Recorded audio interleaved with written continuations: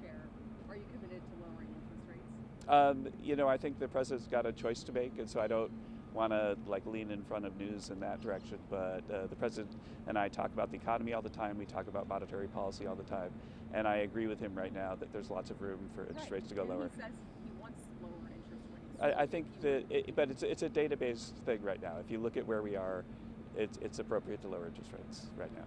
And Kevin, on inflation, President Trump continues to insist that it has come down, but the data doesn't show that. It's still 3%, which is what it was when he took office. So why does he continue to say it's coming down, and when will it actually come down? So we're in one of these weird embargo moments that the consumer price index comes out at 8:30, and the law says that I can't talk about inflation until 9 o'clock.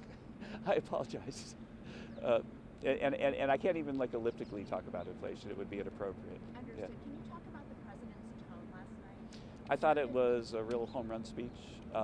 And the thing that really made me the happiest was how much attention he paid to details, so much so that we were going back and forth with him with charts for each of the things that he was talking about throughout the day.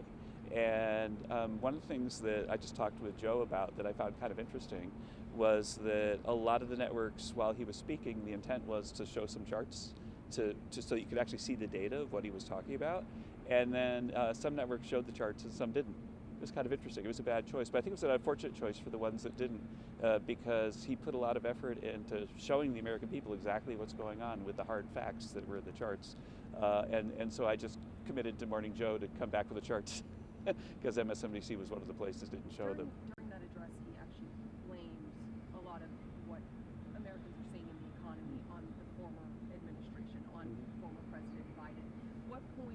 At what point is the Trump administration responsible for the economy? As an economist, what I would do is I would say I would blame bad policies of the past and try to not make it so personal. But I guess if you're a politician, you have to talk about the person you've competed against. The bottom line is there are really terrible policies that drove inflation very, very high.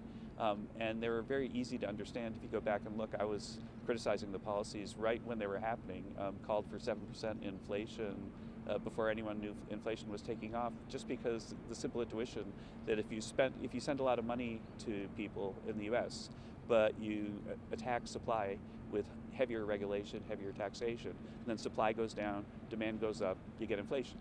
And so what President Trump understands is that sort of Keynesian view that the only thing that matters for the economy is demand, that doesn't work. And that what we need to do is we need to increase supply if we want to have high growth and low inflation. He did it before. We had 3% growth and 1% inflation while he was here before, and he's going to do it again. But I'm not talking about inflation until after 9 o'clock. So would it be fair to say that come 2026, it's Trump's economy? Oh, when does it become Trump's economy? Or let me explain a way to think about it. So for the typical American buying a new home, the annual cost of a new mortgage went up by $14,000 because of inflation plus the higher interest rates, and we've got data on that. In fact, I think we even showed it last night in the chart that some people saw, some people didn't.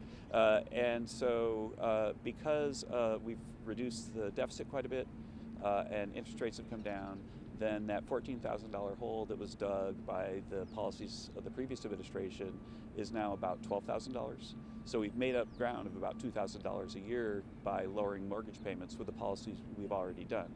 And so, we're making progress, the American people are making progress, but in some places the hole that's been dug is a really deep hole and it's going to take a while to get out.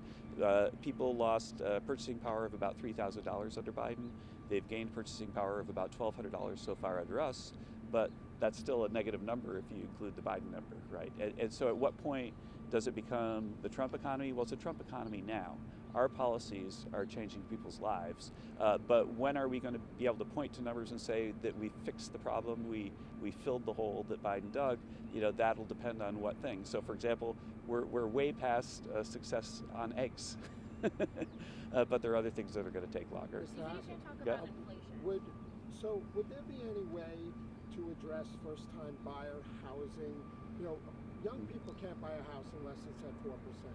They can't take a 6% mortgage with local property taxes, say in the Northeast, at $10,000, $15,000 a year on top of that. homeowners policies are $5,000 a year instead of $1,000 now.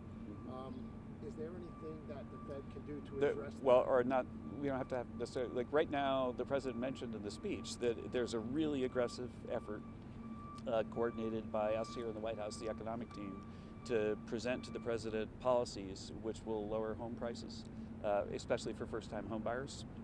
And in the new year, as Congress gets back, we expect to have proposals for them which will make housing more affordable. But we don't have a thing that we can announce yet. Okay, one last question, I want to folks. ask about unemployment because you say you can't talk about inflation, but similarly, the president also was arguing that unemployment is way down. In his speech last night, it was 4% when he entered. The most recent numbers we have is 4.6%.